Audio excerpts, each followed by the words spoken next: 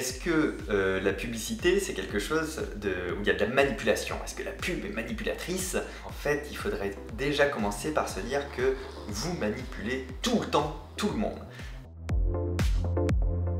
C'est un peu un outil en fait, et un peu comme un scalpel. Avec le scalpel, je peux guérir quelqu'un si je suis chirurgien, et comme moi je le suis pas, je peux tuer quelqu'un du coup en voulant essayer de le guérir.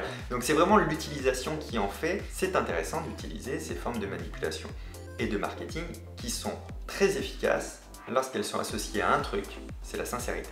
Et les marques qui cartonnent ont toujours utilisé la sincérité, soit une vraie sincérité, soit à l'aide d'éléments manipulatoires où c'est de la sincérité qu'on va prendre de quelqu'un pour la mettre sur la marque. Mais quand les marques par contre sont hyper cohérentes avec leurs propres valeurs et leur propre sincérité, alors elles peuvent utiliser tous les éléments de manipulation de base, des choses qui vont vraiment convaincre, justement parce que c'est du vrai.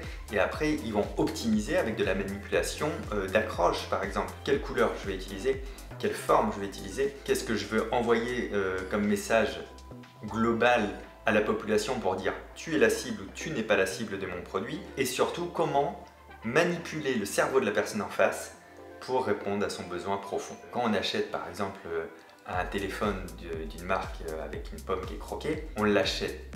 Pourquoi? Parce qu'on a vu des pubs, donc on sait que ça existe.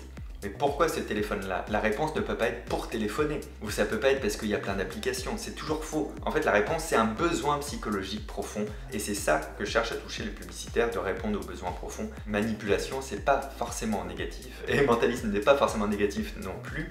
Ce qui est négatif, c'est de ne pas s'autoriser à optimiser les choses parce qu'on a un a priori sur un mot. Hush.